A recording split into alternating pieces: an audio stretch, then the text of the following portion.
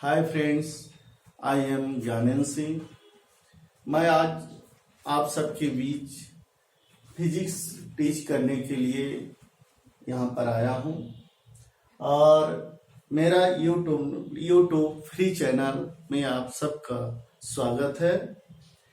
मैं विशेषकर CBSE 12th के लिए आपको पढ़ाने के लिए यहाँ पर उपस्थित हुआ हूँ। साथ में PEB, नीट और IIT भी इससे कवर हो जाएगा आप सबका। आप सब बस ध्यान लगाकर अच्छी तरह से पढ़ाई करिएगा। जो समझ में नहीं आएगा बिल्कुल बेहिचक हमें बताने का कष्ट करिएगा, बिल्कुल डरिएगा नहीं, क्योंकि जब आप पूछेंगे नहीं तो समझ में नहीं आएगा। और टीचर से छात्रों को बात करके पूछना ही चाहिए। और एक अपील करता हूं आप सबसे कि मेरे YouTube फ्री चैनल को सब्सक्राइब करें एवं बेल आइकन को प्रेस करें। धन्यवाद। अब मैं अपने आगे की ओर चलता हूं। मैं आज आप सबको इलेक्ट्रोस्टैटिक पढ़ाना चाहता हूं, क्योंकि इससे संबंधित बहुत सारे प्रश्न हमारे कंपटीशन एग्जाम में CBSE 12th में आते हैं। इलेक्ट्रोस्टैटिक होता क्या है? इलेक्ट्रोस्टैटिक मैं पढ़ाने से पहले मैं आपको इस विद्युत बताना चाहता हूं। विद्युत विज्ञान की वह शाखा है जिसके अंतर्गत किसी हल्की वस्तुओं को अपनी ओर आकर्षित करने का गुण उत्पन्न हो जाता है, उसे विद्युत कहते हैं। यदि किसी चालक में उत्पन्न विद्युत को स्थिर रखा जाए तब उसे स्थिर विद्युत या इलेक्ट्रोस्टैटिक कहते हैं। अब यदि चालक में उत्पन्न विद्युत को बहने दिया जाए, फ्लो होने दिया जाए, तो उसे धारा विद्युत कहते हैं। अब हम अपने सब्जेक्ट की ओर आते हैं। इलेक्ट्रोस्टैटिक के अंतर्गत पहला चैप्टर है हमारा इलेक्ट्रिक फील्ड। इलेक्ट्रिक फील्ड से संबंधित एक प्रश्न हमारे कंपटीशन एग्जाम में अनिवार्य रूप से आता है, जो मैं आपको आगे बताऊंगा। विद्युत क्षेत्र क्या होता है? विद्युत क्षेत्र, यदि कोई आवेश यहां पर रखा है, मान लीजिए यहां पर प्लस Q आवेश रखा है, तो इसके चारों ओर इसका प्रभाव होगा। तो हम कह सकते हैं कि आवेश के चारों ओर का वह क्षेत्र जहां तक उसका प्रभाव पड़ता है उसे विद्युत क्षेत्र कहते हैं। अच्छी तरह से आप समझ गए होंगे। अब हम इस विद्युत क्षेत्र के अंतर्गत तीव्रता पढ़ेंगे। विद्युत क्षेत्र की तीव्रता, विद्युत क्षेत्र की तीव्रता, विद्युत क्षेत्र की तीव्रता समझने के लिए यहां पर हम इकाई आवेश या एकांक आवेश की कल्पना करेंगे। एकांक आवेश को अनंत से विद्युत क्षेत्र के अंतर्गत लाने पर जितना आकर्षण या प्रतिकर्षण बल लगता है उसे विद्युत क्षेत्र की तीव्रता कहते हैं। या जिस बल से यह आवेश एकांक आवेश को आकर्षित या प्रतिकर्षित करता है उसे विद्युत क्षेत्र की तीव्रता कहते हैं। इसे कैपिटल E से प्रदर्शित करते हैं।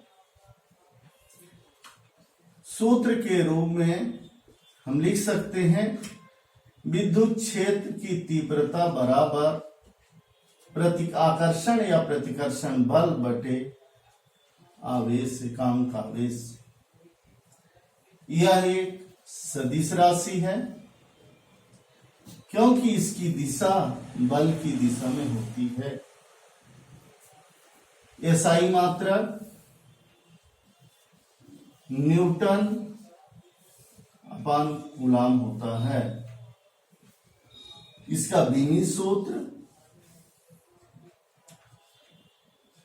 M1 L1 T-3 A-1 होगा।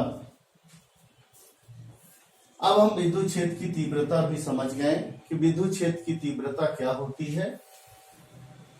अब हम आगे चलते हैं, बिंदु आवेश के कारण विद्युत क्षेत्र की तीव्रता कैसे निकाली जाती है, वो मैं आपको अच्छी तरह से समझा रहा हूं कि बिंदु आवेश के कारण विद्युत क्षेत्र की तीव्रता।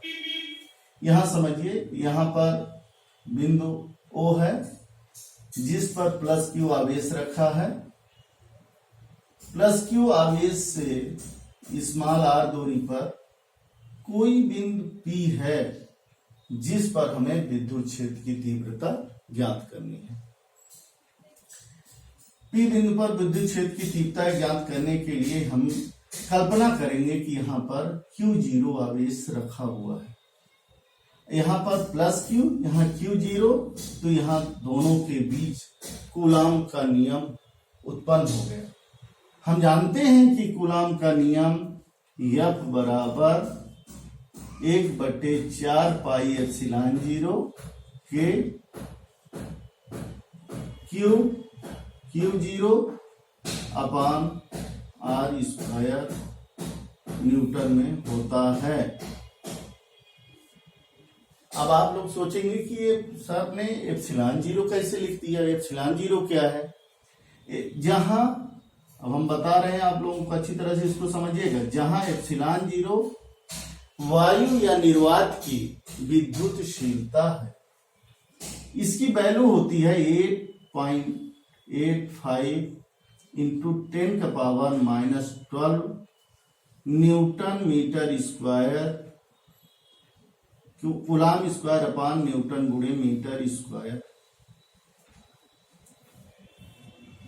इसको हम पहला समीकरण दे देंगे।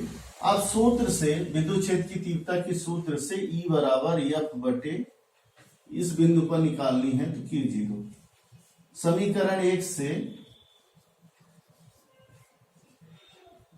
F का मान रख देंगे। देख रहे हैं कि नहीं, समझ में आ रहा है? अब E बराबर F की वैल्यू हो गई 1/4 पाई एप्सिलॉन 0 के Q0 अपान R square into Q0 cancel, ये आपका बचा E बराबर 1/4 पाई एप्सिलॉन 0 के Q/R स्क्वायर न्यूटन बटे कूलम। यह बिंदु आवेश के कारण तीव्रता आ गई। अब आगे हम चलते हैं, तीव्रता। आप पहले तीव्रता पढ़े, विद्युत क्षेत्र की तीव्रता, बिंदु आवेश के कारण तीव्रता। अब हम पढ़ रहे हैं विद्युत द्विध्रुव के कारण तीव्रता कैसे निकाली जाती है। विद्युत द्विध्रुव, तो विद्युत द्विध्रुव के कारण हम तीव्रता पढ़ने से पहले हमको जानना होगा कि विद्युत द्विध्रुव क्या है। विद्युत द्विध्रुव,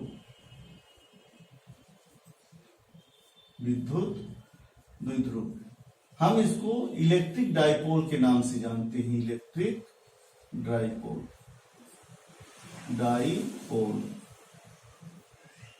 अभी इसके बारे में मैं आपको बताता हूं, बहुत सरल है, बस समझिएगा। दो बराबर परिमाण के विजातीय आवेश, दोनों का परिमाण समान है। परिमाण का मतलब है अगर इसका 20 माइक्रोकूलम तो इसका भी 20 माइक्रोकूलम, लेकिन एक निगेटिव हो दूसरा पॉजिटिव हो, और दोनों के बीच की दूरी अल्प हो, जिसे हम 2l मानते हैं, तो ये कहीं भी रहे, इसे विद्युत द्विध्रुव कहते हैं। परिभाषा इसकी हम ऐसे समझ सकते हैं कि समान परिमाण के दो बराबर और विजातीय आवेश एक दूसरे से अल्प दूरी पर स्थित है तो उसे विद्युत द्विध्रुव कहते हैं।